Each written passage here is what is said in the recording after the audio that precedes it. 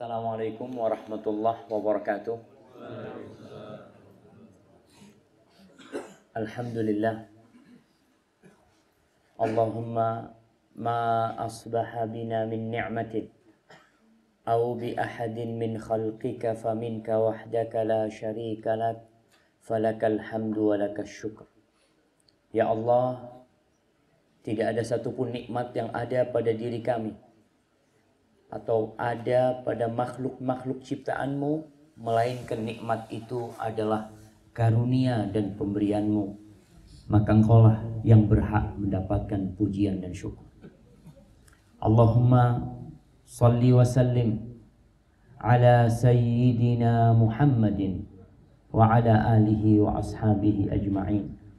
Ya Allah, semoga salawatmu dan salammu senantiasa engkau curahkan untuk hamba kekasihmu, untuk baginda Nabi kita Muhammad sallallahu alaihi wasallam, dan untuk keluarga beliau, untuk istri-istri beliau, untuk putra-putri beliau, dan untuk seluruh sahabat Nabi.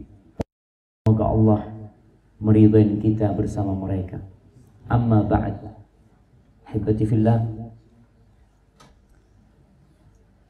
Nikmat menuntut ilmu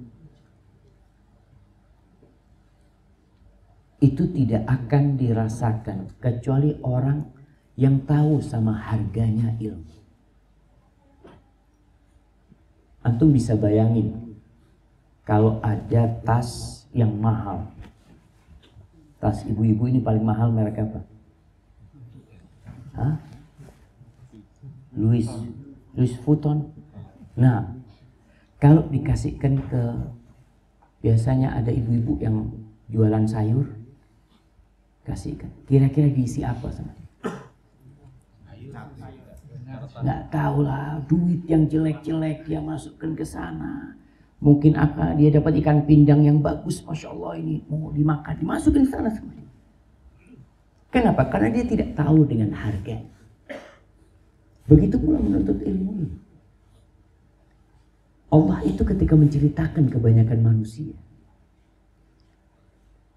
Allah mengatakan ya'lamuna zahiran minal hayatid dunya. Kebanyakan manusia itu tahu yang zahir dari kehidupan dunia. Itu yang dia ketahui. Urusan dunia, mau bikin jembatan, mau bikin gedung yang tinggi, dia tahu. Tapi tentang akhirat dia nggak punya ilmunya. Bahkan dia lalai dan lupa dengan akhirat. Kalau kita bicara hendak dibawa kemana diri ini, kita semua yang tahu.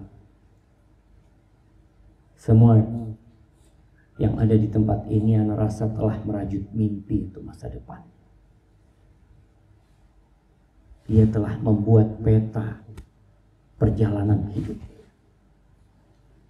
Seorang yang keluar dari rumahnya, lalu naik motor atau naik mobil, tapi dia nggak punya tujuan. Mungkin dia keluar dari rumahnya habis ribut sama istri, keluar, dia nggak tahu mau kemana. Pokoknya dia mau keluar. Biasanya orang yang seperti ini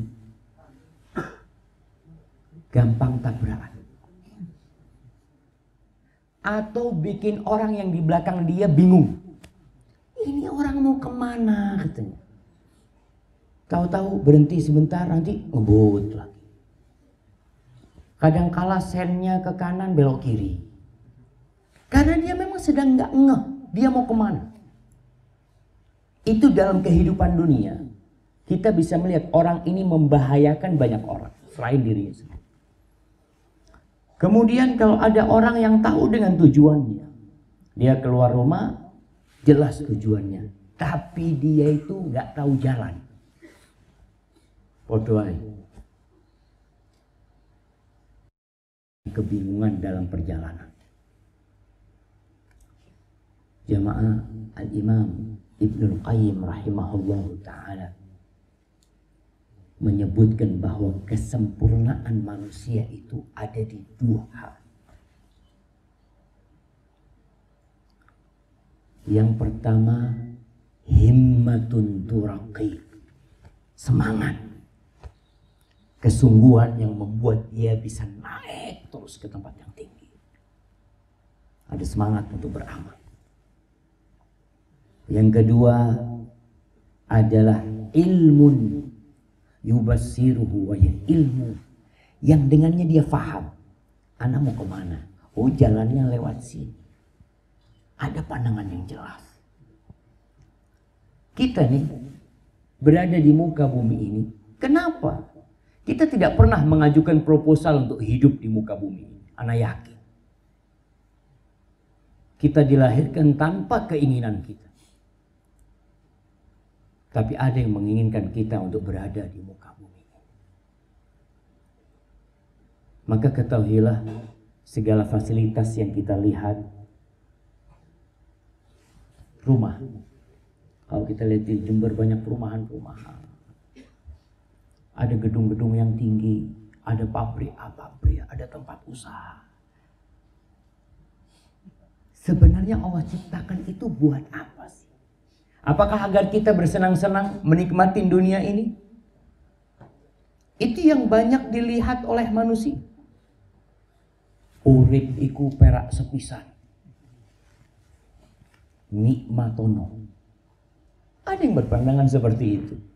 Nah, hidup hanya sekali. Tapi kenapa kita hidup? Kenapa banyak orang-orang yang kemudian pergi dan tidak pernah balik kembali? Jadi di masa jahiliyah ada seorang yang berceramah di salah satu pasar. Bukan berceramah dia membacakan syair. Dia termasuk dari hunafa. Dari orang-orang yang tidak terkontaminasi dengan kesyirikan. Sebelum diutusnya Nabi SAW. Dia mengatakan, Mali aron nas yadhabun wala ya'udun. Kenapa aku melihat banyak orang yang pergi kemudian gak balik lagi ke sini? Apa yang terjadi dengan mereka di sana? Kenapa dia melihat banyak orang mati kemudian gak balik ke dunia? Ini orang sebelum datangnya Rasul SAW di atas fitrah manusia. Dia tahu kita ini diciptakan pasti ada tujuan yang jelas. Dan Allah berulang kali mengingatkan tentang tujuan hidup kita. Di surat Tabarak yang dianjurkan dibaca tiap malam. 30 ayat yang insya Allah akan memberikan syafaat dan menyelamatkan dari azab kubur. Suratul Mulk. Insya Allah kebanyakan orang Indonesia hafal surat. Tapi yang kurang adalah nggak paham dengan isinya. Coba antum, ya secara berkala kita ini perlu mengulangi bacaan Quran kita dengan tafsirnya secara berkala. Al-Fatihah, wah anda tahu sama artinya Al-Fatihah Ustaz. Nah, baca lagi tafsirnya. Orang tuh lupa. Antum udah baca tafsir Ibnu Katsir? Belum. Baca tafsir Tabari, baca tafsir yang lainnya. Supaya kita semakin yakin ketika sholat baca Al-Fatihah. Surat Tabarak pun seperti itu. Allah mengatakan, Alladzi khalaqal mauta wal hayata liyabluwakum ayyukum ahsanu amala. Ialah Allah Jalla Jalaluh yang menciptakan kematian. Kematian itu ciptaan Allah. Wal hayat, kehidupan. Para ulama ketika berbincang, kenapa dalam ayat ini Allah memulai dengan kematian? Kok tidak mengatakan yang menciptakan kehidupan kemudian orang kan mati? Tidak. Karena semua itu bermula dari ketidakadaan. Kita nggak ada dulu jamaah. Kemudian ada. Di surat Al-Insan. Hal ata 'alal insani hinum minad dahr lam yakun syai'an madhkura. Apakah manusia itu nggak berpikir telah datang kepada dia suatu masa yang dia tidak pernah diingat di muka bumi? Nggak ada yang tahu sama dia. Nggak tahu muncul dia. Kenapa Allah lakukan itu? Liyabluwakum ayyukum ahsanu amala. Untuk menguji siapa di antara kalian yang paling baik amalannya. Bukan yang paling banyak amalannya, bukan. Bukan yang paling kaya, lah. Bukan yang paling tinggi jabatannya. Bukan yang paling banyak anaknya, bukan yang paling cantik. Kita lihat di muka bumi ini ada lomba kecantikan. Miss apa? Universe. Orang paling cantik. Ada lomba apa? Orang paling kuat. Ada orang paling seksi. Ada orang macam-macam. Bukan untuk itu tujuan hidup kita. Majalah Forbes. Apa bacaannya itu? Forbes. Karena sering salah baca bahasa Inggris.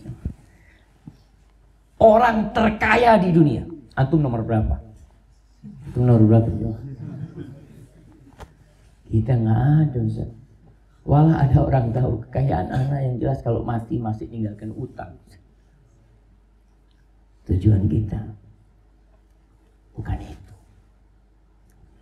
Liyabluwakum ayyukum ahsanu amala. Untuk menguji siapa di antara kalian yang paling baik amalannya. Ini kalau kita bicara tujuan, jelas tujuannya. Kemudian perhiasan-perhiasan dunia Allah juga jelasin. Kenapa Allah ciptakan gunung-gunung? Kenapa Allah ciptakan emas? Yang pada hakikatnya emas itu nanti nggak ada harganya di sisi Allah. Gunung emas akan hancur. Emas yang dikumpulkan manusia pun akan ditinggal sama dia. Terus kenapa Allah ciptakan itu semua? Di surat Al-Kahfi. Surat Al-Kahfi. Yang dianjurkan untuk dibaca setiap Jumat. Man qara'a surat Al-Kahfi yaumal Jum'ah adha'at lahu ma bainal Jum'atain. Barang siapa yang membaca surat Kahfi pada hari Jumat, maka surat itu akan menerangi hidup dia di antara dua Jumat. Ada kisah-kisah indah di sana. Tapi kadangkala kita baca hanya kejar setoran, sing penting muncul. Orang baca Quran seharusnya iman dia bertambah. Karena itu sifat orang yang beriman. Idza tuliyat alaihim ayatuhu zadathum imana. Kata Allah, bila dibacakan kepada mereka ayat-ayat Allah, bertambah keimanan mereka. Allahu Akbar. Allah mengatakan di surat Al-Kahf, Inna ja'alna ma'alal ard zinatan laha linabluwahum ayyuhum ahsanu amala. Kembali Allah ulangi.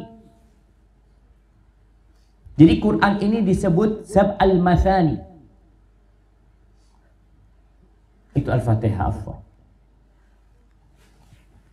Quran ini adalah yang bacaannya diulang-ulang terus. Antum akan dapatkan kisah Nabi Musa di banyak surat. Kenapa kok diulangin sama Allah? Antum akan dapatkan penyebutan tentang surga puluhan kali. Penyebutan tentang neraka puluhan, bahkan 100 kali lebih. Kenapa? Karena orang itu lupa, maka diingatkan terus sama Allah. Diulang-ulang. Kata Allah, Inna ja'alna, sesungguhnya kami menjadikan ma'alal ardi, semua yang ada di atas bumi ini, zinatan laha, perhiasan untuk bumi ini. Para ulama ketika bicara perhiasan itu biasanya dipakai nggak lama. Orang yang pakai emas, lama-kelamaan emasnya akan warnanya berubah. Seperti itu perhiasan, nggak ada yang awet. Allah yang menyebutkan itu.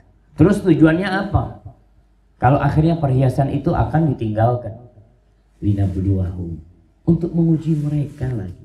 Siapa di antara mereka yang paling baik amalannya? Siapa? Itu yang seharusnya kita pikir sekarang. Siapa di antara kita yang paling baik amalan? Kalau bicara amalan dunia, ya bisa ada majalah Forbes tadi yang memang menjadi ukuran orang paling kaya di dunia. Ada ajang-ajang lomba yang memang dari situ kita bisa tahu, oh fulan orang paling baik dari sisi ini. Tapi kalau bicara tentang akhirat, siapa yang tahu? Kita sendiri yang tahu.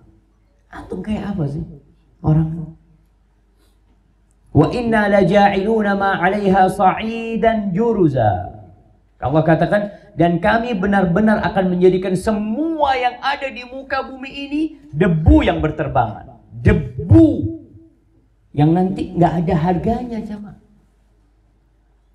Oke, kalau kita bicara nilai dunia ini, jamaah, yang kita perebutkan, antum bisa lihat semangat orang cari dunia dan semangat orang cari akhirat. Orang cari dunia itu jam 7 berangkat. Berangkat. Bahkan sebelum subuh antum kalau datang ke Pasar Tanjung. Jam 3. Oh jangan jam 3. Jam 2. Itu rame. Apa yang mereka cari? Dunia. Emangnya nggak boleh, Ustaz? Boleh. Silahkan cari dunia. Tapi jangan lupa, kamu cuma mau 70 tahun di sini, nggak lama. Ojo kesel-kesel. Cari dunia jangan capek, jangan. Kalau terlalu capek nanti, ya waktu akhirnya berapa jam? Sehingga kita bisa melihat orang itu sholat itu cepat-cepat. Kalau urusan dunia nggak ada cepat-cepat. Hadza Ustaz, ana ini jam-jaman bayarannya Ustaz. Allahu Akbar. Ada orang seperti itu. Tapi akhirat, berapa yang kita berikan? Padahal Allah sudah sebutkan semuanya akan hancur. Jadi kalau ada orang bangun rumah, tolong ketika antum lihat baru bangun rumahnya, ya Allah bakal hancur rumah ini ya Allah. Sehingga antum tidak terlalu tergoda. Antum beli mobil baru. Pertama antum lihat, ingat sama firman Allah, semuanya akan dihancurkan. Kita pakai fasilitas ini nggak lama. Ada orang kaya raya di Surabaya, di Sidoarjo. Masya Allah. Anaknya cerita, Ustaz, Abah itu sakit, Ustaz. Abah sakit, masuk rumah sakit itu naik Mercy seri 7 yang terbaru, Ustaz. Pulang naik mobil anak, Ustaz. Mobil dia Daihatsu apa gitu. Mobil anak, Ustaz. Karena mobil bapak nggak bisa buat angkut bapak mati. Nggak bisa, mobil Mercy itu nggak bisa buat angkut bapak. Bapak udah mati. Subhanallah. Anak itu cerita, anak sekarang berpikir ya gimana supaya bisa nambah amalan buat ayah. Harta yang tinggalkan ayah banyak, Ustaz. Banyak. Dan ayah itu banyak amalannya, anak tahu. Tapi tetap kita berpikir bagaimana kesian ayah di sana. Selesai sudah. Urusan dunia aja. Kita tinggal nunggu waktu. Karena semua yang Allah katakan itu pasti. Allah mengatakan, "Wa ma khalaqtul jinna wal insa illa liya'budun. Ma uridu minhum min rizqin wa ma uridu an yut'imun. Innallaha huwar razzaq dzul quwwatil matin." Kata Allah, tidaklah aku ciptakan bangsa jin dan manusia kecuali satu tujuannya, ngabdi sama aku. Jadi abdi. Kita sering dengar istilah abdi negara. Antum bisa lihat abdi negara. Anak kalau ketemu sama abdi negara yang tentara, anak selalu tanya, Pak, tempat paling jauh di mana kok ditaruh? Oh Ustaz, dulu timur Ustaz. Mau berangkatnya gimana Pak Ustaz? Perintah. Itu abdi negara. Kemanapun ditaruh berangkat. Nggak peduli dia. Padahal dia dikasih sama negara apa? Ya terakhir pensiunan lah Ustaz. Berapa juga pensiunan. Tapi Allah yang kasih segala-galanya buat kita. Kita gak mau jadi abdi Allah. Abdullah itu abdinya Tuhan. Kita tuh abdinya Allah. Seharusnya kita berpikir berapa yang kita berikan kepada Allah Jalla Jalaluh, yang Allah memberikan segalanya kepada kita. Kenapa kita bisa lebih loyal kepada tempat kerja kita cuma daripada kepada Allah Jalla Jalaluh?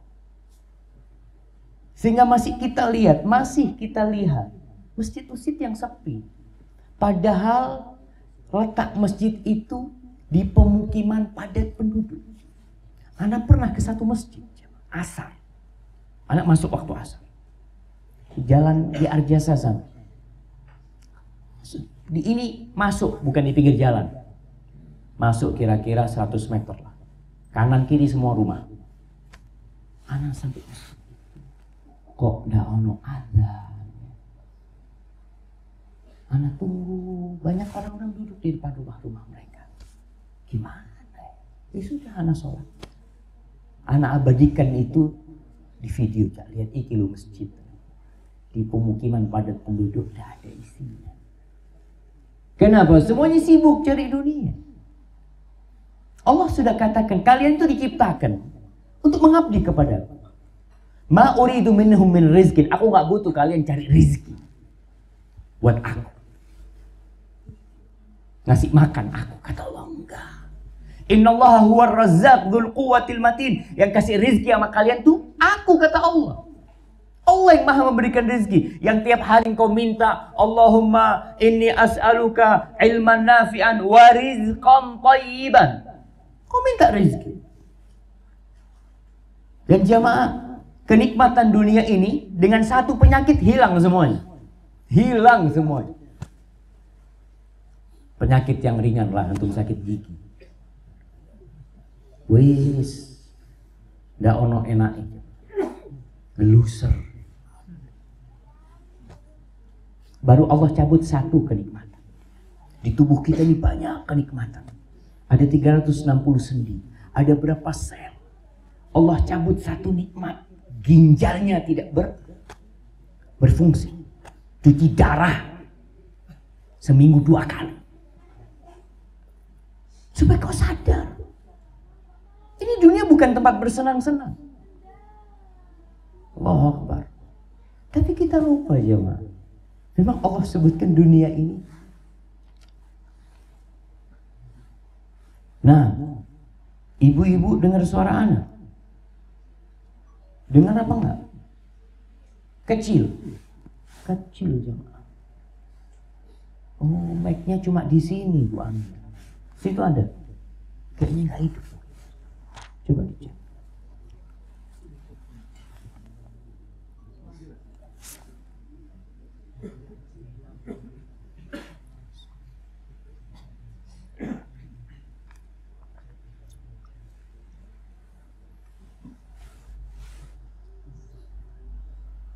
Ustaz sing ngrungokno.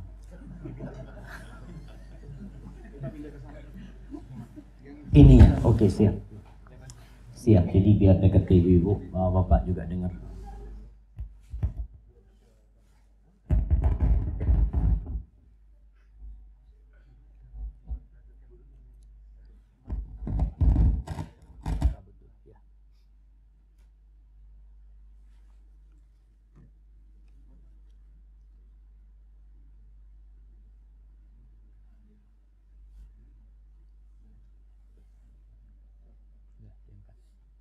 Lihat depan sini ya Bapak. Lihat depan. Ya, cabut dulu. Ya.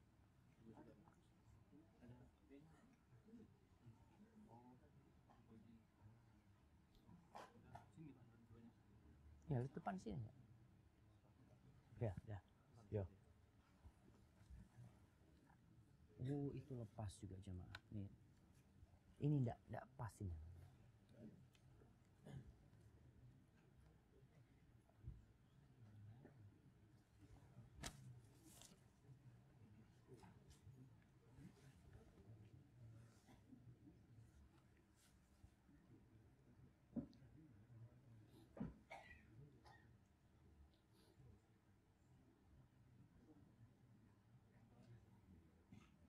Ya. Yang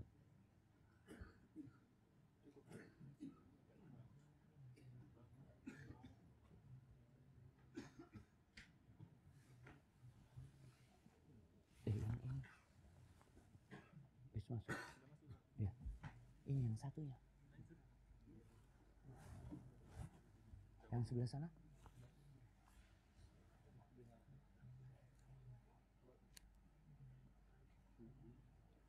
Belum.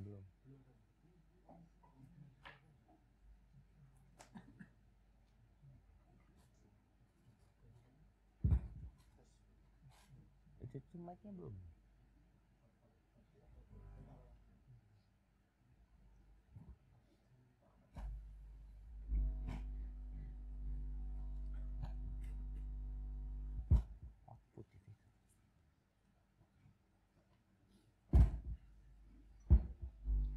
Tidak, bukan.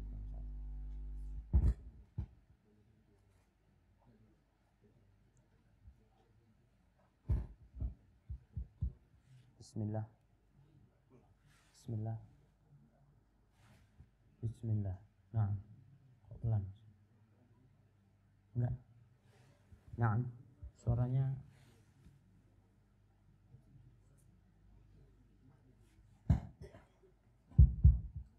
ya. Baik. Masih kecil suaranya.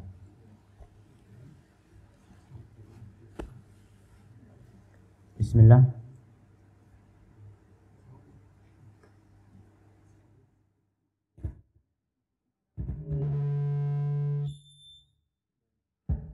Bismillah. Nah.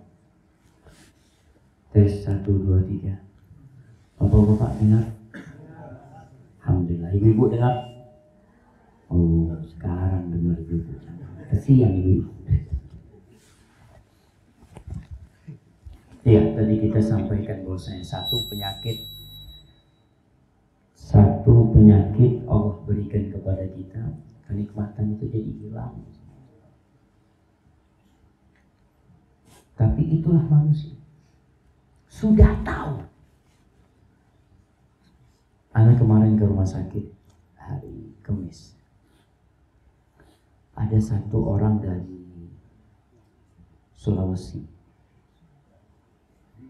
Dia cerita, Pak Ustaz, saya punya anak udah gak sadar Ustaz, 7 hari Ustaz. Minta Ustaz Pak bisa doakan. Anak masuk ke ruangan Gardena. Itu jamaah, anak lihat ya Allah. Orang gak sadar semua. Dengan alat-alat semua. Dia cuma ngorok. Akhirnya kita akan seperti itu, meninggalkan dunia. Tapi kata Allah, alhaakumut takatsur hatta zurtumul maqabir. Kalian itu dilalaikan dengan berbanyak-banyakan, bermegah-megahan. Sudah punya masih kepingin yang kedua. Kasih 2 ingin 3, kasih 3 ingin 4, ingin 5, ingin 6. Nggak pernah ada puasnya manusia. Sampai kapan? Hatta zurtumul maqabir. Sampai kalian berangkat ziarah ke kuburan. Allah sebutkan kematian itu ziarah kubur. Orang ziarah itu nggak lama juga ya. Mau nggak mau dia akan meninggalkan kuburan dan dibangkitkan. Ahibati fillah. Tadi kita bicarakan bahwasanya kesempurnaan manusia itu dengan 2 hal. Yang pertama semangat, yang akan membuat dia berambisi untuk mencari akhirat. Yang kedua ilmu. Untuk dunia pun sama sebenarnya. Orang untuk meraih dunia itu butuh kesungguhan, yang kedua butuh ilmu. Ada orang yang sungguh-sungguh subhanallah oleh duit titik. Padahal kerjanya berkeringat di bawah mata. Terakhir gaji biro 65.000 sehari. Subhanallah. Yang cuma datang ngelihat bangunan dia mah. Turun dari mobil cuma ngelihat, masuk lagi. Sekali datang bilang itu cuma datang keluar. sudah lebih banyak daripada yang panas-panas itu. Kenapa? Ilmu. Punya ilmu dia. Semangat dan ilmu. Semangat tanpa ilmu ya biasanya tidak akan membuahkan hasil yang banyak. Kita pun seperti itu. Berapa banyak orang yang semangat beribadah. Ini contoh jemaah. Baca subhanallah, subhanallah, subhanallah, subhanallah. Berapa kali baca? Ada 2000 kali. Dengan satu bacaan kalah. Kok bisa Bos? Nah, mic-nya kebalik. Mic-nya mana? Oh, mic-nya mana?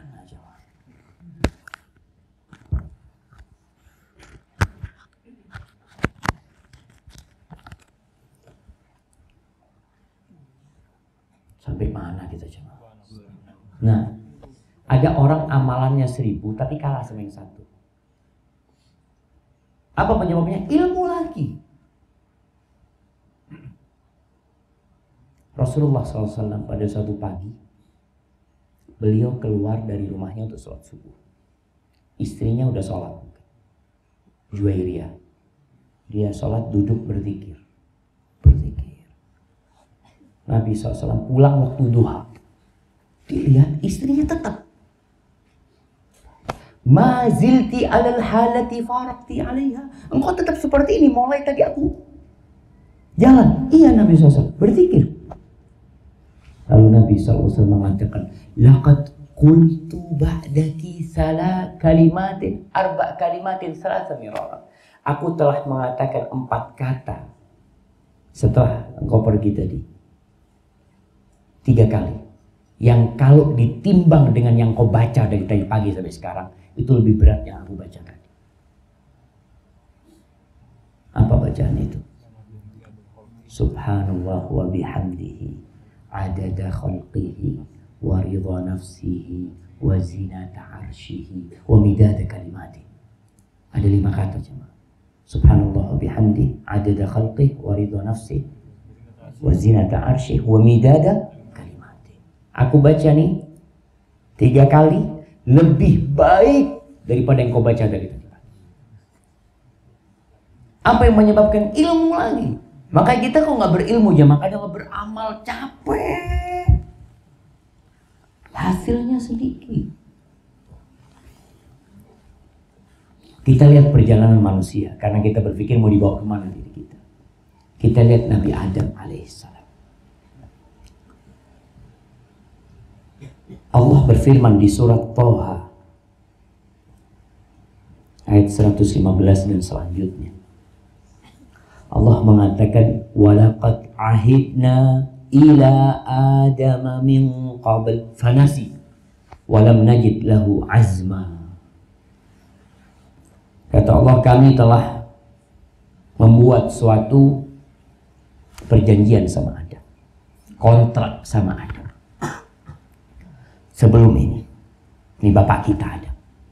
Fanasi, kemudian Adam lupa dengan kontrak tersebut. Walam najid lahu azma, dan kami mendapatinya tidak memiliki semangat yang kuat.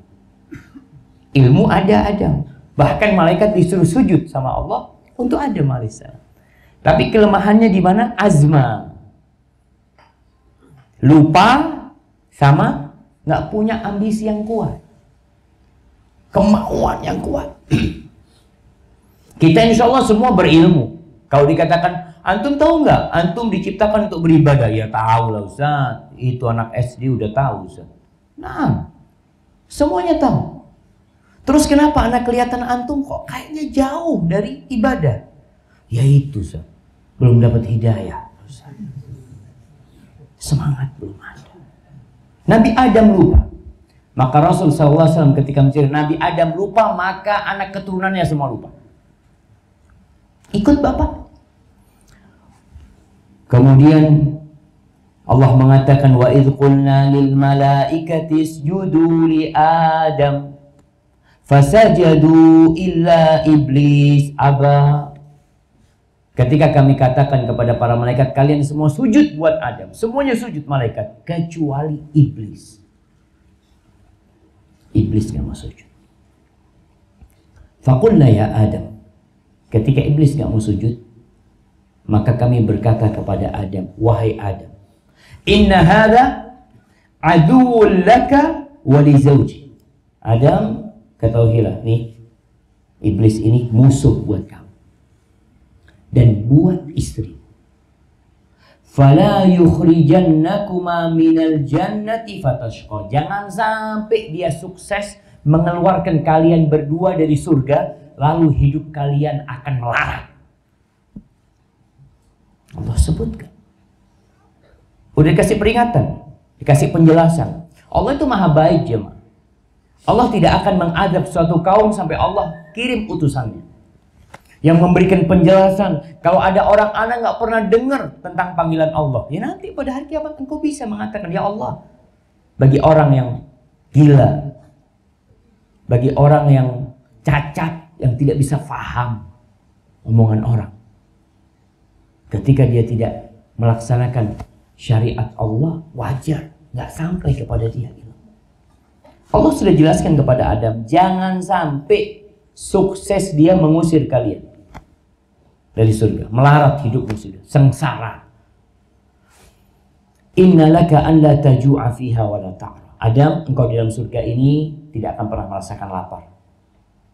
Lapar enggak, dan engkau tidak akan merasakan ya terbuka pakaian telanjang gitu kan. Susah hidupmu enggak. Segala yang kau inginkan ada. Wa annaka la tadma'u fiha wa la tadha.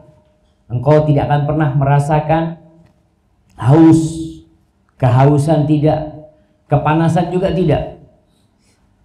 Fawaswasa ilaihi syaitan. Syaitan, musuh Adam dan Hawa, mengganggu. Gangguannya apa? Jemaah, bisikan-bisikan syaitan itu kita dengar. Antum semua dengar. Syaitan itu tahu nggak dengan apa yang bergejolak di hati kita? Tahu nggak jemaah? Masa syaitan tahu? Tahu tidak semuanya mungkin, tapi tahu. Syaitan itu yajri min ibni Adam majrad dam. Syaitan itu ikut aliran darah. Selama darah mengalir, syaitan itu ikut. Makanya kadang-kala antum niat baik, syaitan itu tahu. Antum kepingin sodakoh, apa kata syaitannya? Waduh, sayang, kata dia. Antum HP-nya belum ganti kan? Kok seru setan ya, mau sodakoh. Allah berikan kepada dia, Allah yang memberikan kekuatan kepada dia untuk mengganggu, was-was. Maka di sini bagaimana fawaswasa ilaihi syaitan. Qala ya Adam, hal adulluka ala syajaratil khuldi wa mulkin la yabla. Adam, mau nggak engkau aku kasih tahu? Syajaratul khuld, buah khuldi. Siapa yang menamakan buah khuldi? Setan. Setan, buah kekekalan. Wa mulkin la yabla, dan kerajaan yang tidak akan pernah hilang. Siapa yang nggak mau, jemaah? Makanya setan itu selalu membisikkan hal-hal yang baik. Nggak ada bisikan setan itu buruk langsung, nggak ada. Dibungkus. Padahal Allah sudah katakan sama Adam, engkau di surga ini bebas hidup. Mau makan apa saja silahkan. Kecuali satu pohon, jangan dimakan. Jangan mendekati, bukan makan. Wala taqraba hadhihi syajarah. Dekat sama pohon ini jangan. Di sini kita tahu orang yang dekat-dekat dengan kemaksiatan itu rawan terjebak dalam kemaksiatan tersebut. Dan memang manusia sifatnya jemaah, itu yang dilarang dia sukai. Coba bapak-bapak ngelarang istrinya, Dek, tolong ya, kamar yang sana jangan masuk-masuk ya. Kamu mau masuk mana saja boleh, cuma satu kamar. Kira-kira sama ibu dicongkel nggak? Itu dipanggilkan tukang. Tolong bongkaran, ono opo. Padahal dibuka kosong, nggak ada apa-apa. Tapi manusia seperti itu. Kullu mamnu'in marhu. Semua yang dilarang itu disukai. Sampai ada sebuah iklan jemaah, iklan restoran di pinggir jalan. Iklannya tulisannya jangan noleh ke kiri. Kira-kira orang noleh ke kiri enggak? Semuanya noleh ke kiri. Padahal restoran cuma. Astagfirullah. Itu manusia, sifat manusia seperti itu. Yang dilarang ini jamaah bukan sesuatu yang bermanfaat buat kita. Enggak. Ujian dari Allah. Dan semuanya ingat. Allah itu tidak bakhil dengan hamba. Semua perintah Allah itu bukan karena Allah butuh sama kita. Bukan. Makanya Allah berikan kesempatan kepada manusia. Faman sya'a falyu'min wa man sya'a falyakfur. Yang mau kafir, monggo, kata Allah. Yang mau beriman, monggo. Gak ada urusan Allah. Tapi Allah ancam. Ketika engkau dikasih nikmat terus kafir, kok CNA? Dikasih segala fasilitas, seperti orang dikasih fasilitas motor, mobil, rumah, semuanya, terus nggak masuk kerja. Kataan kamu gimana, kata dia. Katanya bebas, katanya. Ya bebas. Tapi kamu tahu diri, itu fasilitas dari kita. Subhanallah. Akhirnya Adam tergoda. Karena bisikannya itu bisikan yang indah. Engkau kalau makan ini, engkau akan kekal. Engkau akan mendapatkan, engkau kan bisa hidup seperti malaikat nantinya. Fa'akala minha. Akhirnya Adam dan Hawa makan dari pohon ini. Fabadat lahuma sawatuhuma. Subhanallah jemaah. Dulu Nabi Adam berbuat dosa, langsung pakaiannya itu hilang. Telanjang. Pakaian yang auratnya langsung kelihatan. Subhanallah jamaah. Dan sekarang kita berbuat dosa, Allah tutupi. Kita ini bisa kumpul di tempat ini bersama, bukan karena kita semua baik, tapi karena Allah tutupi dosa-dosa kita. Kalau setiap kali berbuat dosa telanjang, nggak ada yang punya baju. Kita pun mungkin datang ke tempat ini dalam kondisi telanjang karena dosa-dosa kita. Akhirnya Adam wa tafiqa yakhsifani alaihima min waraqil jannah. Dia cari daun-daun di surga itu untuk menutupin auratnya. Malu dia. Wa asa Adam rabbahu faghwa. Adam bermaksiat kepada Rabbnya. Dan dia akhirnya menyimpang dari jalan yang lurus. Jadi orang itu jamaah tersesat dalam dua hal. Yang pertama, tersesat karena nggak tahu jalan.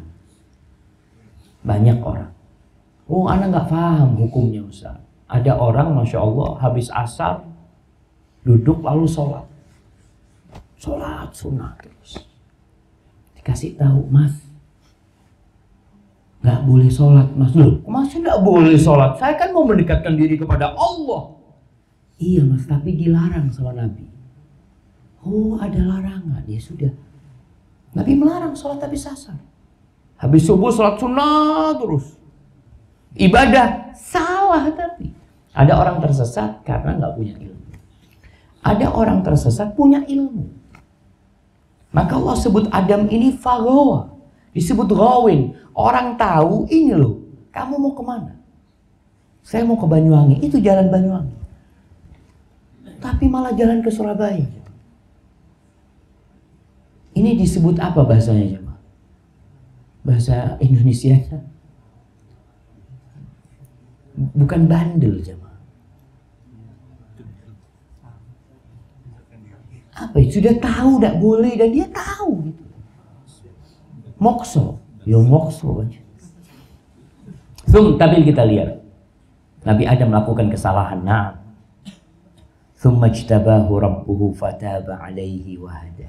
Kemudian Allah pilih Nabi Adam alaihissalam menjadi manusia pilihan. Allah kasih petunjuk karena Nabi Adam bertaubat. Apa doanya Nabi Adam?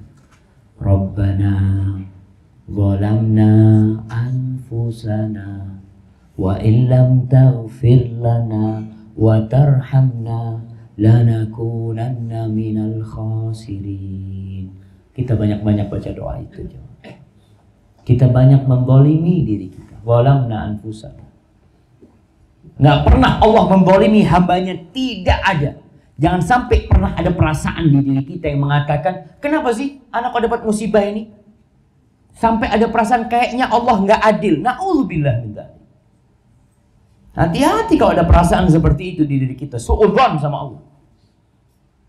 Merasa anak ini banyak sodakohnya Ustaz. Katanya sodakoh itu mencegah dari ya bencana-bencana buruk. Tapi kenapa anak kok kena bencana buruk? Antum seakan-akan protes sama Allah. Seakan-akan yang antum dapat itu gak pantas antum dapatkan. Antum lebih banyak dari itu yang harusnya antum dapatkan. Tapi Allah maafkan. Maka yang Allah sebutkan, Nabi Adam mengatakan, "Zalamna anfusana," kami menzalimi diri kami sendiri. Apakah Nabi Adam menyalahkan setan? Iki gara-gara setan, Pak Ustaz dulu. Setan nanti hari kiamat ceramah loh jemaah. Mengatakan kepada orang-orang. Kata setan, "Wa qala asyaitanu lamma qudiyal amr, innallaha wa'adakum wa'dal haqq wa wa'adtukum fa akhlaftukum." Setan mengatakan pada hari kiamat di neraka, dia mengatakan di atas mimbar dari neraka, Allah berjanji kepada kalian dan janji Allah benar. Dan aku berjanji sama kalian, tapi aku tidak pernah menepati janjiku. Fala talumuni walumu anfusakum. Kalian jangan mencela aku, kata Syekh. Cela diri kalian sendiri. Aku tuh nggak punya kekuatan apa-apa yang menyesatkan kalian. Wa ma kana alayya min sultan. Aku nggak punya kekuatan illa an da'autukum. Aku tuh cuma panggil kalian, kau nurut sama aku. Kita sering menjadikan setan kambing hitam. Iya Ustaz, iki setan. Allah sudah kasih tahu setan itu musuh. Dan setan sudah ngomong juga, Allah sudah jelaskan apa yang akan setan ucapkan di masa akan datang. Allah sudah jelaskan dalam Al-Quranul Karim. Kita tinggal baca. Tapi kita nggak mau baca. Maka Nabi Adam sama sekali tidak mengatakan setan. Dia mengatakan, ya Allah, ya, zalamna anfusa. Kami menzalimi diri kami sendiri. Kalau engkau tidak mengampuni kami, kalau engkau tidak mengasihi kami akan jadi orang-orang yang merugi, ya Allah. Itu yang harus ada pada diri kita. Apapun yang menimpa kita, musibah sebesar apa, sekecil apa, itu karena dosa kita. Kemudian diampuni Adam, tapi dihukum. Jadi jamaah, orang diampuni belum tentu tidak dihukum. Nabi Adam diampuni, diterima tobatnya, tapi diturunkan dari surga. Qala bifa minha jami'an. Kalian semuanya turun. Bersama iblis juga turun dari surga menuju ke dunia. Ba'dukum li ba'din adu. Allah tegaskan lagi. Kalian untuk yang lain, sebagian kalian buat sebagian lain itu musuh. Ojo koncoan. Dikasih tahu musuh. Kita tuh kalau dikasih tahu, antum kalau tahu ini fulan nggak suka sama antum, fulan ini suka ribain antum, fulan ini aduh ngomongnya nggak enak tentang antum, kira-kira antum mau ketemu dia? Ngelihat nggak suka. Tapi setan udah tahu begitu dahsyatnya penyesatan dia, dikoncoy. Makan pakai tangan kiri. Lu kan setan makan pakai tangan kiri. Minum pakai tangan kiri. Sebagian kita makan, Masya Allah. Maka setan itu memang mengikuti manusia dalam semua kegiatannya. Sampai mendatangi istrinya pun setan ikut. Ikut setan. Kalau nggak baca bismillah, setan tuh ikut menikmati istri gitu. Baca bismillah. Allahumma jannibna syaitan wa jannibis syaitan ma. Allah hindarkan kami dari setan. Masuk kamar mandi, antum baca doa. Setan kalau antum baca bismillah, buka baju baca bismillah, setan nggak bisa ngeliat aurat kita. Tapi kalau kita nggak baca bismillah, buka baju, dinikmati setan. Sehingga penggodaan setan masuk rumah nggak baca bismillah, ikut setannya masuk rumah. Antum baca bismillah masuk rumah, setan di luar. Yang di dalam rumah tetap setannya dalam rumah. Betul, tetap dalam rumah setannya. Kalau nanti mau makan, dia datang lagi setannya. Nggak baca bismillah, makan setannya. Baca bismillah, nggak jadi makan setan. Masuk kamar, datengin istrinya, baca bismillah, oh tidak bisa setan. Nggak bisa setan. Maka Allah sebutkan, ba'dukum li ba'din adu. Ini sudah ketetapan dari Allah. Kita dikasih penjelasan gitu loh. Orang tuh kalau mau kerja, itu ada kontrak kerja. Nih kontrak kerjanya, baca. Terakhir itu ada tanda tangan. Setuju atau tidak? Ada hak kewajiban. Antum tanda tangan.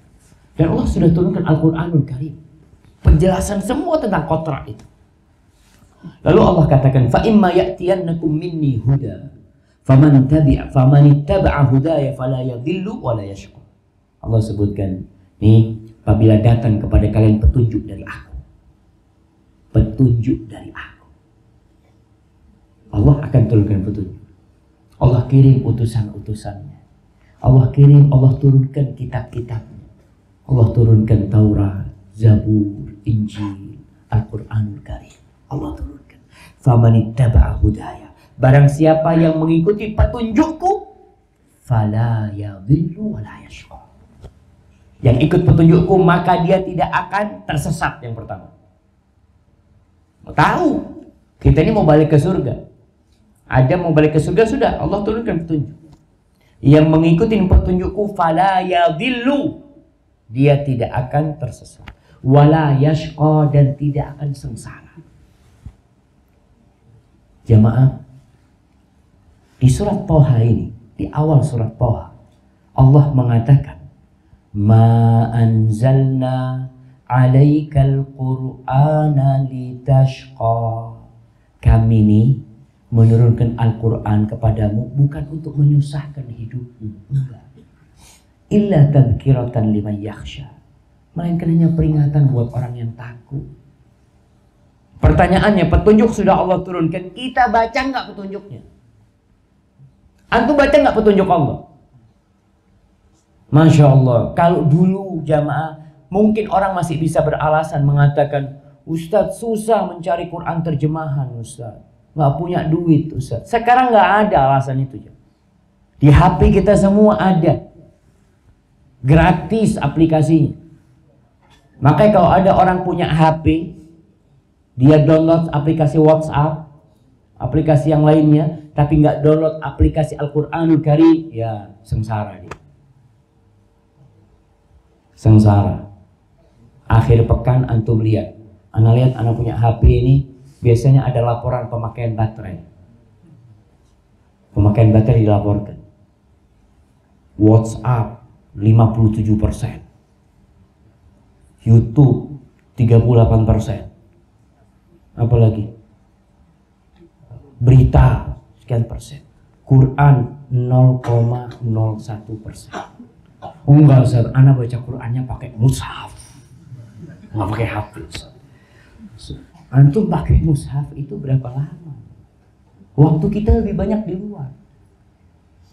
Maka lebih utama baca Quran memang pakai mushaf. Karena lebih mulia, tentunya ada syarat-syarat bagaimana orang memegang Al-Quran harus suci. Tapi HP. Tapi yang jelas Allah katakan, aku akan turunkan petunjukku, yang ngikutin petunjukku dia akan mendapatkan dua. Satu, tidak akan tersesat. Dua, tidak akan melarat, tidak akan sengsara. Yang ikut. Yang tidak ikut, apa kata Allah? Wa man a'rada an dzikri fa inna lahu ma'isyatan dhanka wa nahsyuruhu yaumal qiyamati a'ma qala rabbi lima hasyartani a'ma wa qad kuntu basira. Kata Allah, yang berpaling dari petunjukku, yang nggak mau dengan petunjukku, yang mengabaikan petunjukku, yang ikut petunjuk selain petunjuk Allah, maka bagi dia ma'isyatan dhanka, dia akan hidup dengan kehidupan yang penuh dengan kesempitan, melarat hidup dia, walaupun bergelimang harta, melarat hidup dia di dunia, melarat. Allah jamaah, anak pernah melihat, bukan melihat ya, pernah ada cerita tentang orang yang kaya raya juga. Cerita ayahnya ini kalau malam ngeluh terus. Urusan ini, urusan itu, banyak urusannya. Apalagi kalau urusannya sama riba sudah. Urusan sama utang, aduh. Hati-hati, Allah sudah turunkan petunjuk. Di dunia orang yang mengabaikan petunjuk Allah akan hidup melarat. Di Korea, antum tahu sama artis Korea? Siapa yang suka nonton? Nah, kalau laki-laki insya Allah enggak. Selamat. Ternyata di Korea itu jemaah, artis itu diciptakan, dibikin, ada pabriknya. Ada pabriknya. Anda dengar cerita dari Uki Ustaz di Korea itu. Antum bisa lihat Ustaz. Beda Korea itu. Pemerintahnya itu berusaha menciptakan, ada pabriknya. Jadi orang itu ketika menjadi artis masuk operasi plastik Ustaz. Disiapkan. Actionnya disiapkan, ada sekolahnya macam-macam. Sampai dia cerita, Anda dengar Ustaz, wallahu a'lam, bisa operasi tinggi di mana? Di Korea Ustaz. Orang bisa lebih tinggi kata dia. Wallahu a'lam kata dia. Itu cerita Uki sama. Jadi memang diciptakan melarat hidupnya ya Pak. Sehingga banyak artis Korea mati bunuh diri, loncat dari gedung tinggi. Apa? Padahal terkenal. Banyak yang suka sama dia. Karena dia tetap melarat. Ada penulis buku motivator dia dari barat sana. Namanya siapa? Carnegie. Ada yang pernah baca? Siapa namanya? Siapa? Dale Carnegie. Itu mati misterius. Ada yang mengatakan mati bunuh diri. Padahal buku dia, Anda sempat baca beberapa buku dia. Itu motivasi untuk orang hidup bahagia, untuk sukses macam-macam. Tapi karena tidak beriman kepada Allah dan hari akhir, melarat hidupnya. Diakhiri dengan bunuh diri. Seorang muslim bagaimanapun penyakit yang menimpa dia, insya Allah dia yakin, ya Allah, ini akan merontokkan dosa-dosaku ya Allah. Bentar lagi selesai dunia. Di situ ada janji Allah. Beriman dia. Yakin apa yang Allah janjikan. Makanya orang yang tadi yang mengabaikan peringatan dari Allah, dia akan hidup melarat di dunia, di kuburan, dan ketika dibangkitkan pada hari kiamat. Ketika dibangkitkan, orang-orang ini dalam kondisi buta, buta. Maka dia mengatakan, Rabbi lima hasyartani a'ma. Ya Allah, kenapa engkau bangkitkan aku dalam kondisi buta? Wa qad kuntu basira. Aku di dunia bisa ngelihat ya Allah. Kenapa sekarang buta? Apa kata Allah? Qala kadzalika atatka ayatuna fanasita. Ya itulah. Datang kepadamu ayat-ayat kami, dibacakan ayat-ayat Allah, tapi engkau melupakannya. Nggak dipakai. Peringatan-peringatan Allah nggak dijalani. Maka nasihat anak jemaah paling tidak di dalam Al-Quran Karim itu Allah mengatakan ya ayyuhalladzina amanu sebanyak 89 kali. Wahai orang-orang yang beriman sebanyak 89 kali. Antum baca itu. Karena antum dipanggil sama Allah. Wahai yang beriman, kalau beriman. Baca. Orang ini mengatakan datang kepadamu ayat-ayatku, engkau lupakan. Wa kadzalikal yauma tunsa. Hari ini engkau dilupakan. Maka ahibati fillah, itu tugas kita sekarang. Kita ini mau bawa diri kita kemana? Akhir kita sama. Yang kaya, yang miskin, akhirnya kuburan. Orang terkaya juga mati. Nggak ada yang nggak mati. Yang pintar, yang bodoh, yang cantik, yang jelek, semua akhirnya sama. Tinggal antum mau dibawa kemana diri antum, terserah antum. Allah tuh nggak butuh sama kita. Allah sudah sebutkan di banyak ayat tentang in takfuru antum wa man fil ardi jami'an. Kalau kalian semua kafir. Dan semua penduduk bumi ini semuanya kafir. Allah itu ghaniyun 'anil alamin. Allah itu nggak butuh dengan alam semesta ini. Allah itu ghaniyun hamid. Allah itu maha tidak butuh dan maha terpuji. Kita disuruh beramal dan dikasih. Antum dikasih jemaah. Dikasih pilihan loh. Ini loh, kalau kamu beramal dapat ini. Ada bonusnya seperti ini. Yang sholat wajib saja ya sudah dapat pahala.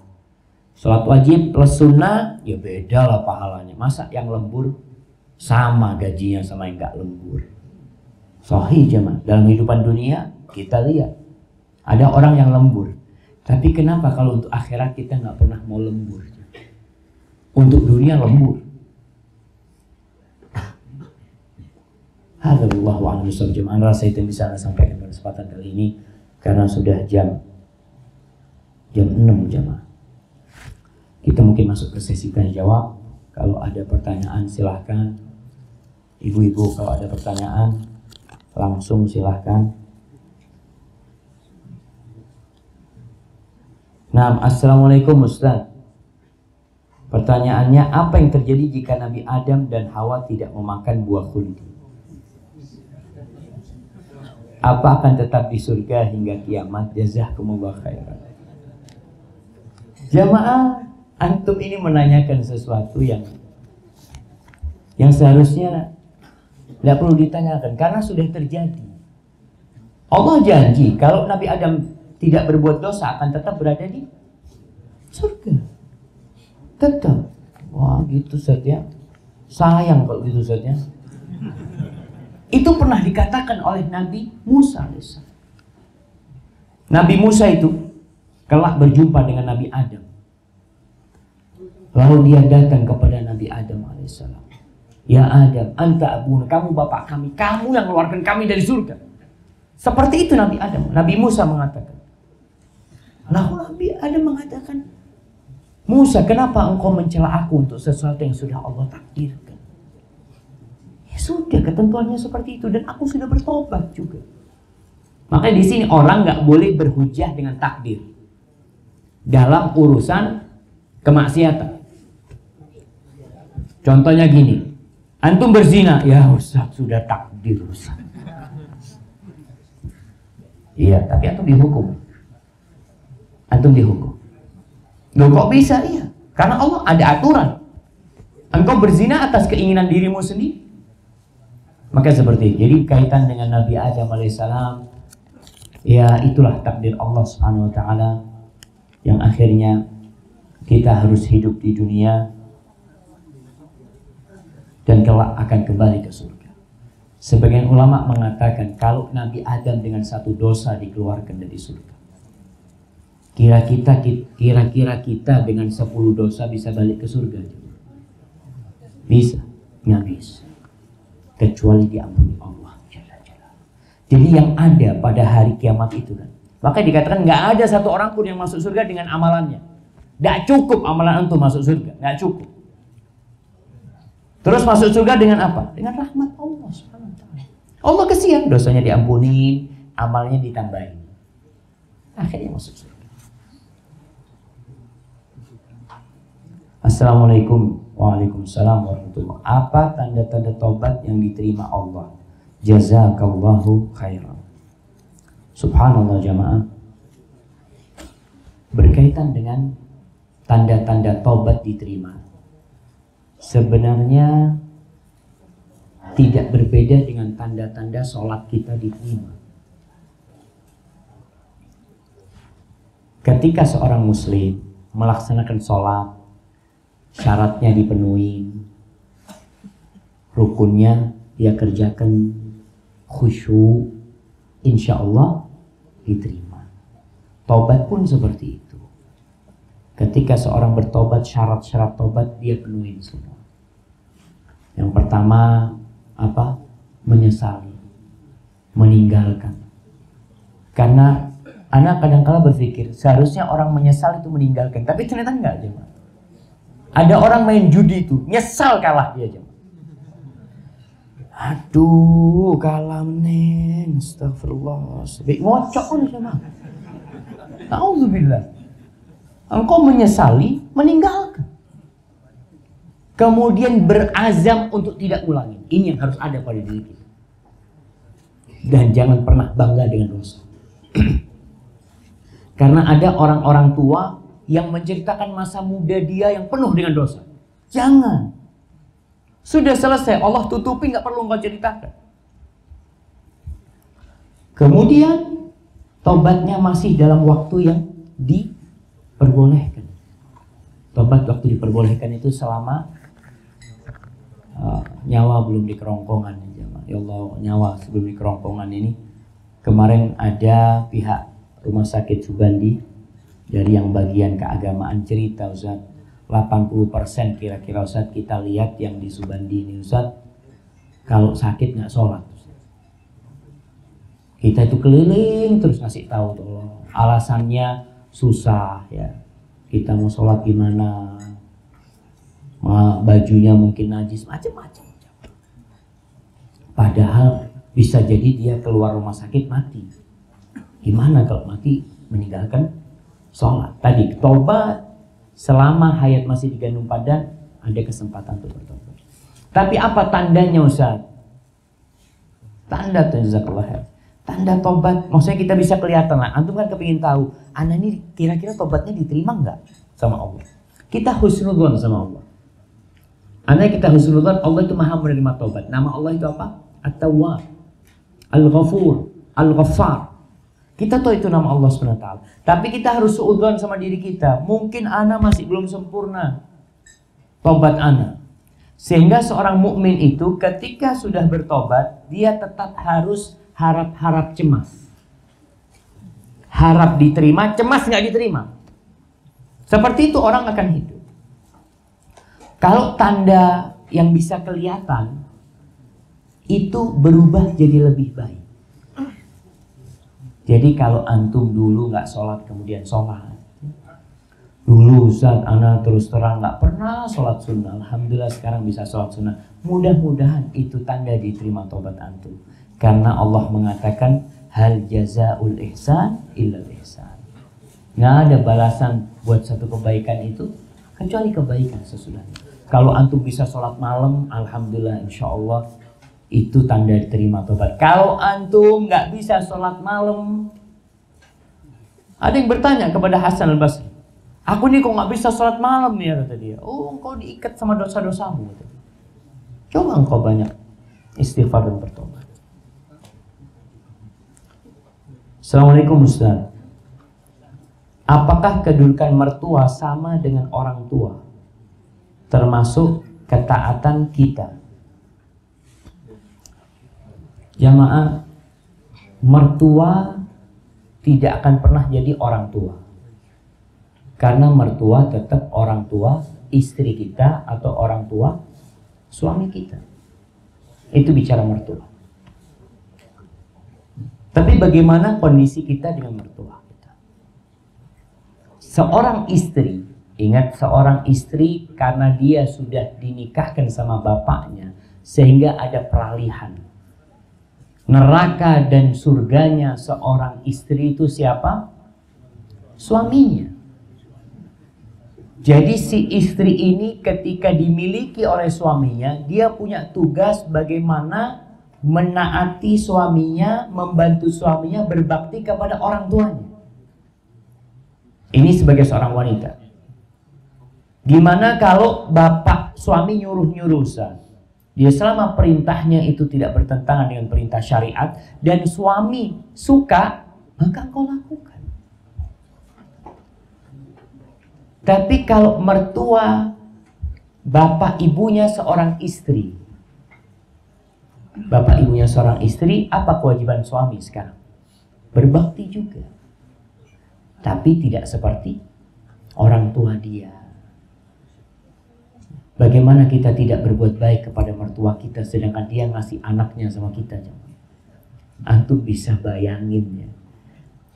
Ada seorang di Surabaya, preman jemaah. Dia ngomong, Ustaz, temennya yang cerita, bukan dianya, temennya yang cerita sama anak. Dia itu 12 musuh dia hadapin.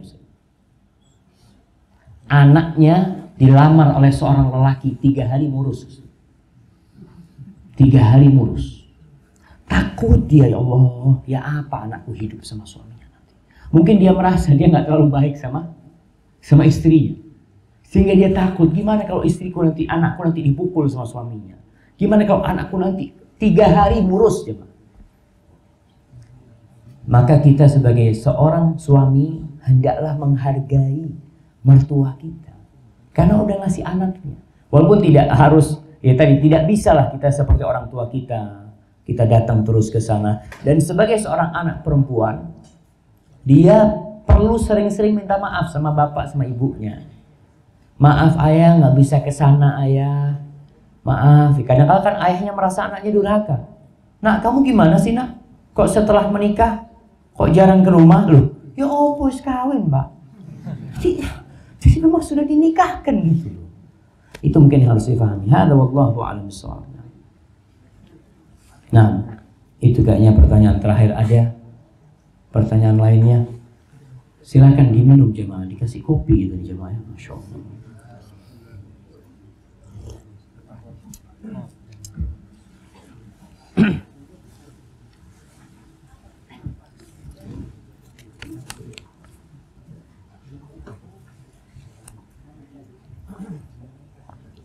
Bagaimana dengan mantan mertua? Apakah tetap harus diperlakukan sebagai orang tua? Loh, tadi kan mertua nggak sama orang tua. Mantan mertua karena perceraian. Jemaah, dari awal kita sampaikan tadi, pentingnya ilmu dan pentingnya semangat mengamalkan ilmu tersebut. Di Indonesia ini banyak perceraian yang akhirnya membuat silaturahim putus, membuat banyak kezaliman. Suami bercerai sama istrinya, anak ikut istri, suami tidak memberikan nafkah kepada anaknya. Padahal kewajiban memberi nafkah, kewajiban mendidik itu anak, full itu kewajiban bapaknya, walaupun cerai. Itu anak tidak akan pernah berubah nasabnya sama bapaknya. Makanya kalau ada janda cerai kemudian sengsara hidupnya, masalahnya di mana? Suaminya nggak tanggung jawab. Akhirnya janda harus kerja demi menghidupi anaknya. Loh, ini bapaknya yang harus ngasih nafkah. Begitu memuliakan wanita Islam ini jemaah. Kecuali janda meninggal dunia, punya anak. Gimana janda punya anak ditinggal mati suaminya? Paman itu anak wajib kasih nafkah sama itu anak. Bukan ibunya loh jemaah. Jadi kenapa diperintahkan silaturahim? Silaturahim ini banyak difahami kumpul-kumpul, ketemu lah. Silaturahim itu al-ihsan ilal aqarib, berbuat baik kepada kerabat-kerabat. Sehingga ketika orang-orang bertanya kepada Nabi sallallahu alaihi wasallam, yas'alunaka madza yunfiqun. Mereka bertanya kepada Nabi, apa yang mereka infakkan dan kepada siapa mereka berinfak. Qul ma anfaqtum min khairin falil walidain wal aqrabin wal yatama wal masakin. Ketahuilah, apa saja yang kalian infakkan itu yang paling berhak itu kedua orang tua. Kemudian kerabat. Keponakan, paman ini itu. Dan subhanallah kalau anda lihat dalam urusan ini, urusan perceraian ini jamaah, akhirnya terjadi permusuhan antara menantu dengan mantan mertua. Padahal mantan mertua itu sampai kapanpun tetap mahram sama dia. Tetap mahram sama itu anak. Bagaimana tugas kita silaturahim tetap dijaga. Kenapa? La yadkhulul jannah qati, nggak masuk surga orang yang memutuskan rahim. Makanya bagi orang-orang yang menikah itu harus belajar tentang fikih perceraian, bukan hanya fikih nikah, fikih perceraian dia pelajari. Bagaimana kalau memang nanti ada ketidakcocokan, perceraian itu tidak membuat orang masuk neraka. Perceraian ini amalan yang paling dicintai iblis. Iblis itu dapat anak buah, laporan, anak godain fulan sampai fulan ini berzina. Oh ya bagus kamu. Saya godain fulan sampai fulan itu minum. Ya bagus. Saya godain fulan sama istrinya sampai dia menceraikan istrinya. Kau sini. Duduk sini kata iblis. Kenapa? Ternyata dampak perceraian ini besar sekali. Banyak anak-anak yang tidak terdidik dengan benar karena orang tuanya cerai, broken home. Akhirnya anaknya jadi begal, jadi pelacur, jual diri. Dari mana? Dari ini perceraian. Silaturahim putus. Kalau anak ikut sama bapaknya, subhanallah, bapaknya itu membuat benci anaknya kepada ibu. Sampai kemarin ada seorang wanita telepon, Ustaz, anak punya anak, Ustaz, anak cerai sama suami Ustaz. Anak ikut anak sampai umur 10 tahun. Akhirnya Ustaz, anak diambil dari sekolah Ustaz sama bapaknya, dan anak diancam tidak boleh menjumpai anak-anak Ustaz. Lihat jamaah, memutuskan hubungan anak sama ibunya. Kedurhakaan yang sangat besar sekali.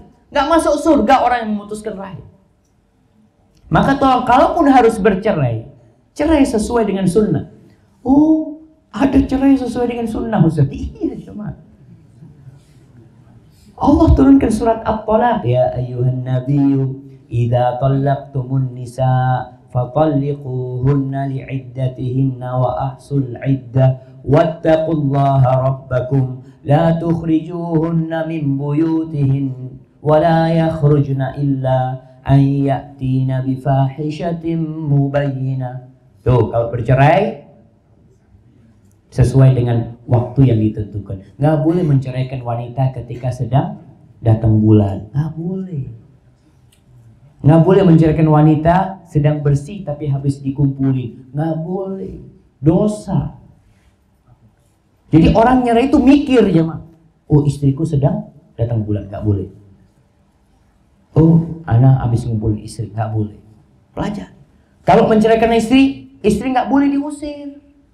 Masa iddahnya itu tetap di dalam rumah. La tukhrijuhun. Jangan pernah kalian keluarkan istri kalian dari rumah kalian. Tetap dijaga selama masa iddah ya. Buat talak yang roji itu tetap seperti itu, ada tolak yang sesuai dengan sunnah. Sehingga kalau nanti akhirnya ya sudahlah, kayaknya kita harus berpisah. Berpisah dengan cara yang baik. Fa imsakun bima'ruf aw tasrihun bi ihsan. Nggak usah marah-marah sudah. Kalau memang ada ketidakcocokan. Nggak boleh nih laki-laki membongkar aib istrinya setelah dia cerai. Dia harus tutupi. Sesama muslim. Istrinya juga seperti itu. Kebanyakan kalau sudah cerai jamaah bocor ember itu jamaah. Waduh, apa kok dipegang? Aduh, na'udzubillah. Astagfirullahaladzim. Itu terjadi. Maka tadi walaupun tidak seperti orang tua mertua, tetap jaga silaturahim itu. Itu mertua adalah kakek buat anak-anak. Itu loh kakekmu. Ajak cucunya, ini loh ke rumah kakek kita. Ketemu mantan suami boleh nggak Ustaz? Boleh. Sahal bin Sa'ad As-Sa'idi, sahabat Nabi. Dia itu pernah nikah jamaah, ya nikah cerai akhirnya ya. Sampai beberapa kali, sampai mungkin 15 kali. Ya. Tapi suatu hari Sahal ini datang ke walimah. Pulang dari walimah itu ada 9 mantan istrinya yang nunggu dia. Dia pulang, lihat gimana kabarmu, sehat semua alhamdulillah. Ya apa kabarnya anak-anak ini semua masih baik jemaah. Karena hubungan tadi sebagai saudara sesama muslim tidak pernah putus. Yang putus itu hanya pernikahannya. Ya udah putus. Tapi itu perempuan kalau jadi ibu buat anak-anak antum, tetap dia ibu anak-anak antum. Antum perlu tanya gimana kabarnya anak-anak di sana. Kamu butuh apa? Ini itu. Itu tetap dijaga jemaah. Islam ini indah. Jadi ketika Islam mensyariatkan perceraian, itu pun dibalut dengan rahmat. Karena ada agama lain yang mengatakan nggak boleh cerai. Ya sudah, nikah sampai mati. Kalau nggak cocok, ya sudah, lakonon. Azab. Sebagian orang itu rumahnya neraka. Akhirnya sang suami punya gendaan, yang perempuan juga punya gendaan. Na'udzubillah. Barakallahu fikum.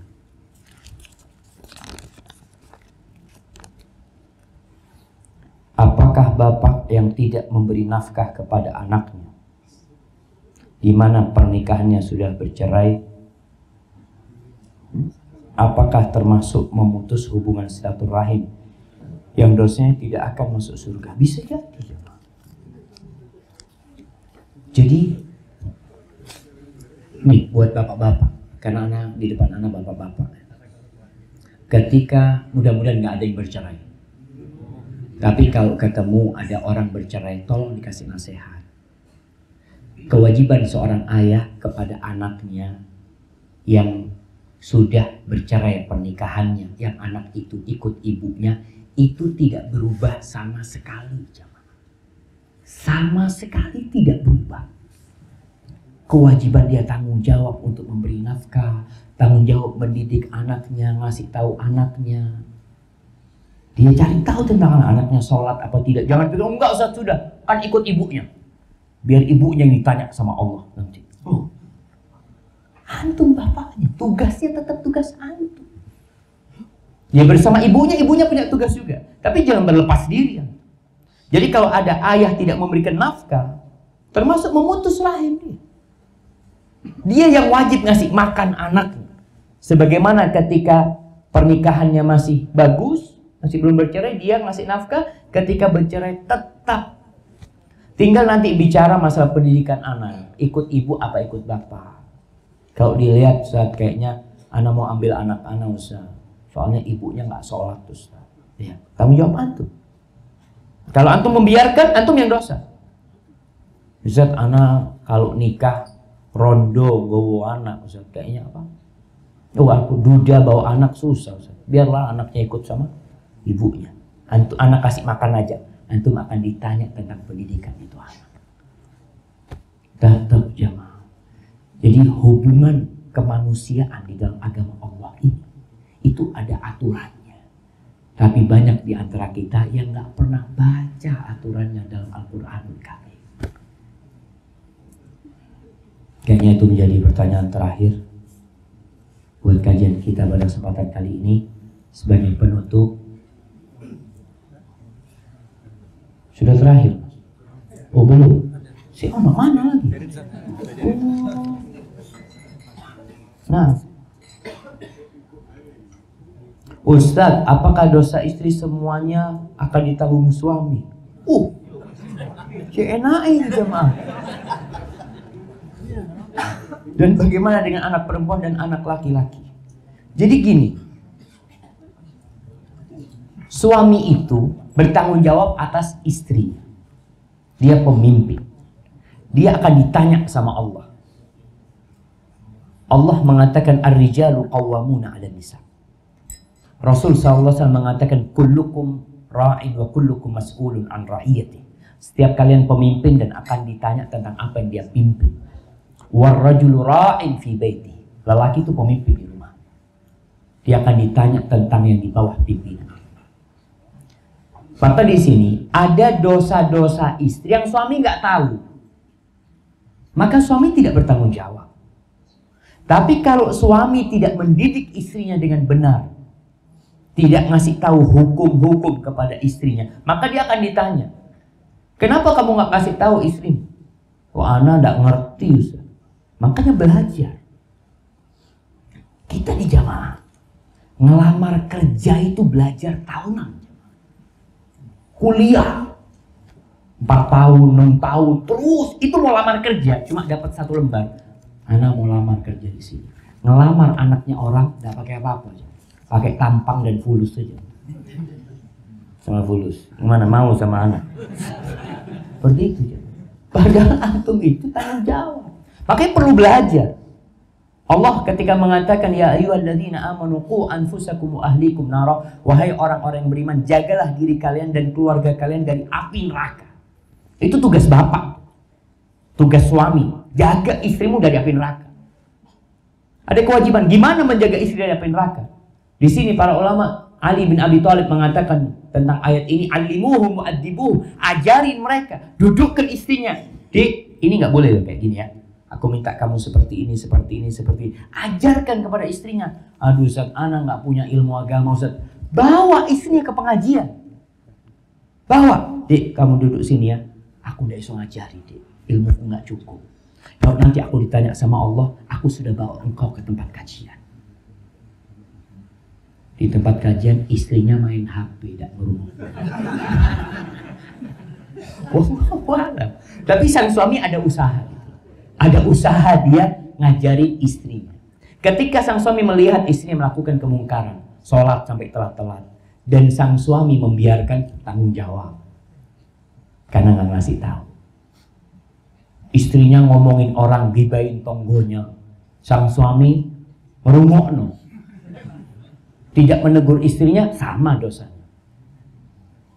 Karena terus terang perempuan ini karena sering kumpul jamaah, itu kesenangan wanita ya. Kumpul ngobrol, kadang-kala dia akhirnya gibain orang. Ya anak kadang-kala kalau istri anak ngomong sesuatu, anak ngomong hati-hati. Jangan transfer pahala. Wih ya bang, siang habis sholat malam, pagi transfer ke tetangga pahalanya. Dia yang capek, tetangga tidur jemaah, nggak sholat malam. Kita yang sholat malam. Gara-gara kita gibain orang, kita transfer pahala kita sama dia. Maka tugas suami adalah bagaimana mendidik. Jadi bukan dia menanggung semua dosa istrinya, tidak. Dia punya kewajiban mendidik, mengarahkan istrinya. Ada ketika dia ditanya sama Allah pada hari kiamat, dia bisa jawab, Ana udah kasih tahu ya Allah. Ana terus nggak pernah berhenti ngasih tahu. Karena kalau suami sudah merasa nggak bisa memperbaiki istrinya, ya dia ceraikan istrinya.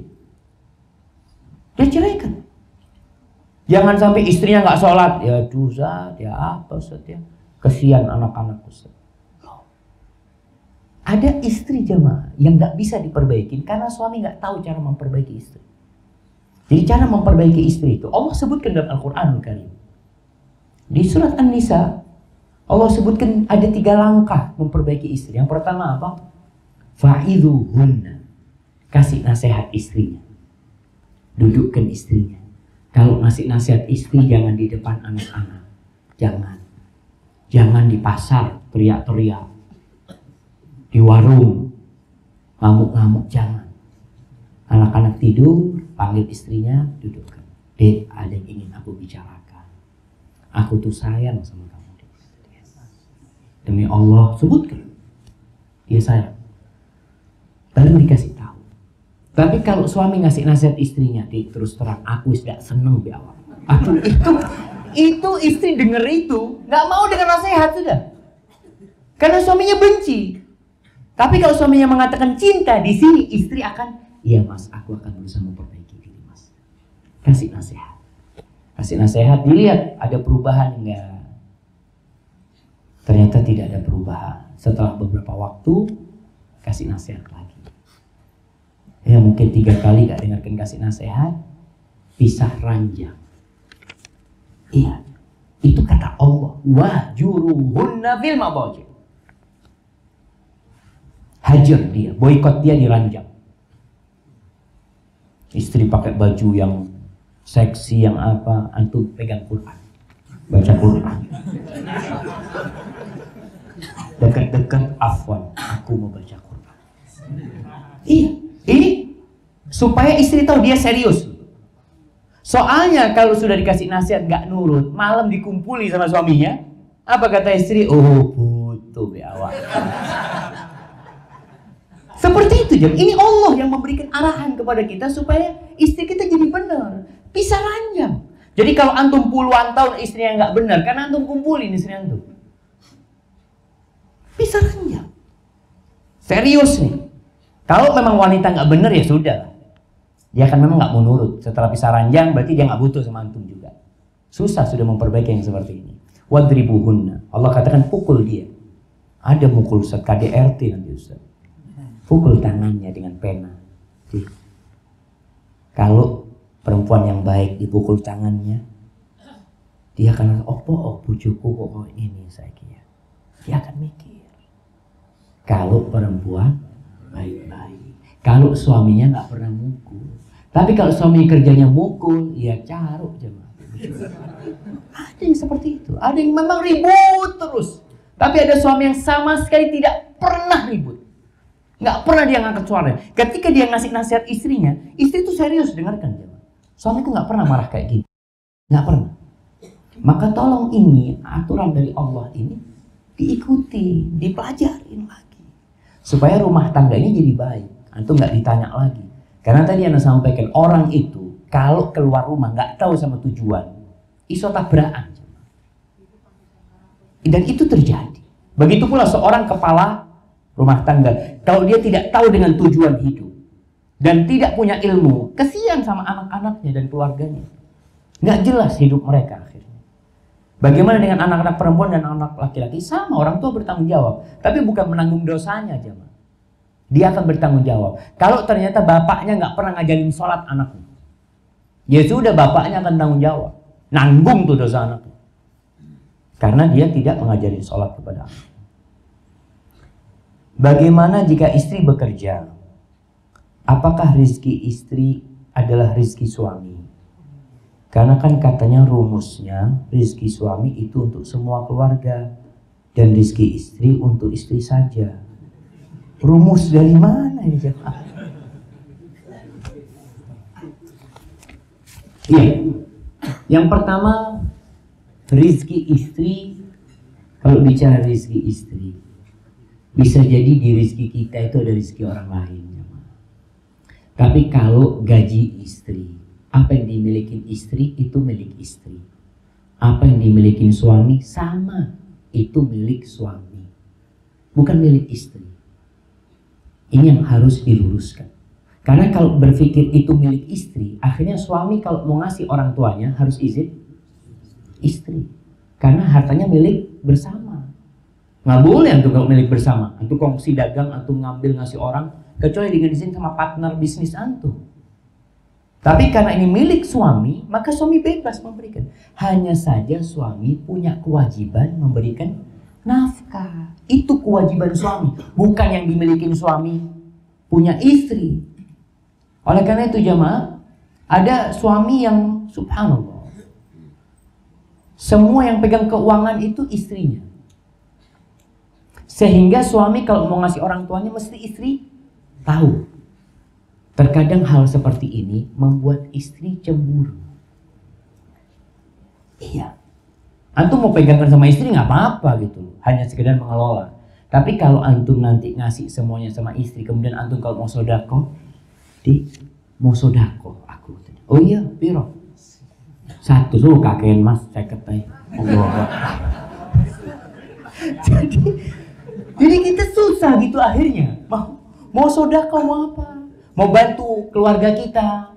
Terus terang perempuan ini, ibu-ibu mohon maaf ya, kalau saya salah tolong diluruskan. Ibu ini kalau tahu suaminya bagi-bagi sama orang tua sama adik-adiknya, ada perasaan nggak di hatinya? Perasaan nggak enak? Iya kadang kala. Tapi kalau suami ngasih orang tuanya, ngasih keluarganya tanpa istri tahu, istri sama sekali nggak ada perasaan macam-macam. Kita tuh jaga perasaan istri kita juga. Tenang dia. Makanya kalau antum punya gaji, jangan semua dikasih istri. Wah bahayanya Ustaz. Iya, antum kasihkan kepada istri uang belanja, nafkah nih, gaji mamanya 5 juta, kasih istri 3 juta. Mas, gaji ini piro? Aduh, sudah usah tahu. Karena suami kadang-kadang tadi nanggung, dia nanggung anak yatim mungkin, anak kakaknya yang dia biayai. Ya dia ambil dari mana? Dari rezeki yang dia miliki. Maka seperti itu. Bagaimana dengan uang istri? Uang istri milik istri juga, sendiri. Apakah istri kalau mau belanja harus izin sama suami? Enggak. Tapi kalau ngomong sama suami itu mimbabil adab. Babnya bab etika. Menghargai suami. Mas, aku kepingin ganti motor, mas. Padahal duitnya istri. Karena istri mau beli sendiri tadi. Tapi dia ingin menghargai suaminya. Itu babnya bab adab, tapi tidak harus duitnya istri, milik istri. Tapi suami tetap wajib kasih nafkah. Saat istri anak ini kerja, gajinya ya sama anak Ustaz. Masa anak harus kasih nafkah sama dia Ustaz? Kan berkurang duit anak Ustaz. Astagfirullah. Ya memang antum punya kewajiban memberikan nafkah kepada dia. Karena itu antum dijadikan pemimpin. Ini yang ketiga. Bagaimana jika suami melarang istri bekerja? Secara Islam bagaimana? Jemaah, wanita bekerja di dalam Islam itu hukum asalnya boleh-boleh saja. Asalkan pekerjaannya tidak bertentangan dengan syariat. Namun memang wanita itu lebih dianjurkan tinggal di rumah. Allah mengatakan waqarna fi buyutikunna. Kalian tinggallah di rumah-rumah kalian. Terus siapa yang kasih makan Ustaz? Ya bojone. Suaminya yang wajib kasih makan. Tapi kalau akhirnya dia berkeluar, tolong jaga adab keluar rumah. Pekerjaannya sesuai dengan syariat, tidak bertentangan dengan syariat. Itu pekerjaan wanita. Wanita ketika mau bekerja, kalau dia seorang anak, maka dia izin sama orang tuanya. Kalau dia seorang istri, maka izin sama suaminya. Kalau suaminya tidak memberikan izin, secara agama wanita harus taat dan patuh. Suami mengatakan, "Dek, sudah, kamu nggak usah kerja, Dek." Lalu terus penghasilan saya, ya insya Allah ganti dengan yang lainnya rezekinya. Kesian anak-anak, Dek. Mungkin suami seperti itu. Maka ketika suami memang berpikir positif sebenarnya, dia melarang istrinya bekerja untuk keutuhan rumah tangga. Soalnya kita lihat jemaah, ya ini ujian, semua hidup itu ujian. Seorang lelaki yang di luar rumah melihat wanita tanpa sengaja yang kemudian menggerakkan nafsunya, ajarannya gimana? Pulang ke rumahnya. Assalamualaikum. Sing buka pembantu. Aduh, dah ono bujuku. Padahal ini sudah sampai ke ubun-ubun sudah jam. Seperti itu. Nabi SAW nyuruh pulang gitu. Tapi kalau suami sudah mengizinkan, berarti kan dia sudah tahu gitu. Dia harus sabar seperti itu. Tapi kalau suami tidak mengizinkan, maka yang ditaati suami. Ustaz, ayah anak melarang anak, Ustaz. Ayah ngomong, kan ayah yang nyekolahkan kamu. Ayah yang membiayai kamu. Ayah yang membesarkan kamu. Sekarang kamu gak menurut sama ayah. Loh, ayah kan nyerahkan aku ke dia. Pemimpin itu cuma satu jemaah. Gak ada dualisme dalam rumah tangga. Kalau pemimpin wanita itu bapak dan suaminya, gak akan pernah rumah tangga itu bahagia. Kalau ada intervensi, selesai. Anak ini hidup ingin bahagia, anak yakin. Urusan duit insya Allah suaminya yang cari nantinya. Jadi ketika suami melarang, wajib bagi perempuan ini taat. Gimana Ustaz, bapak anak ngomong, kalau kamu berhenti kerja, sudah kamu jadi anak durhaka. Apakah anak durhaka? Tidak durhaka. Tidak durhaka. Kenapa? Karena dia mentaati perintah Allah untuk taat kepada suaminya. Fassolihatu qanitat. Orang-orang soleh itu, perempuan soleh itu yang taat, yang patuh kepada Allah dan kepada suaminya. Maka taatlah kepada suaminya. Suami melarang istri puasa sunnah. Taat apa enggak? Taat, bayangkan. Ini urusan sama Allah nih. Gimana sih mas? Allah itu menganjurkan kita puasa sunnah. Nabi puasa sunnah. Kamu melarang aku puasa sunnah? Boleh mas. Enggak. Boleh suami. Dia punya hak di situ. Cuma ada satu hak yang nggak boleh suami larang. Nggak boleh melarang istrinya ke masjid. Nggak boleh. Suami istrinya mau ke masjid nggak boleh dilarang. Tapi gimana kalau istri dilarang, Ustaz, tetap taat sama suaminya. Karena kalau nggak rumah tangganya ribut nanti. Tapi suami yang berdosa melarang istrinya ke masjid. Yang heran jemaah, yang mengherankannya, ada sebagian suami istrinya mau ke masjid dikasih ceramah. Sini dulu. Kamu tahu perempuan itu lebih utama sholat. Terus dia jelaskan hadis-hadisnya. Oh, iya mas. Ya sudah, aku nggak ke masjid. Saya mau ke pasar aja mas. Oh, fadol kalau ke pasar. Loh, pasar ini tempat yang paling dibenci Allah, jemaah. Istrinya boleh ke pasar, ke masjid nggak boleh. Seharusnya dia bilang, oh jangan ke pasar, biar aku yang belanja. Allahu Akbar. Tapi kayaknya jarang. Wallahu a'lam bishawab. Jemaah itu yang bisa kita kaji pada kesempatan kali ini. Apabila benar itu dari Allah Jalla Jalaluhu, kalau salah itu dari diri anak pribadi, Allah dan Rasul terbebaskan dari kesalahan itu. Sebagai penutup, bagaimana supaya kita tidak lupa dengan tujuan kita hidup, bagaimana supaya kita tetap bisa mengontrol diri kita. Antum ziarah kubur, datang ke kubur, untuk mendoakan yang mati dan untuk mengingat akhirat. Lihat, pulang antum akan yang awalnya ambisinya, ya Allah, aku mati. Hada wallahu a'lam bishawab. Subhanakallahumma bihamdika asyhadu an la ilaha illa anta astaghfiruka wa atubu ilaik. Wassalamualaikum warahmatullahi wabarakatuh.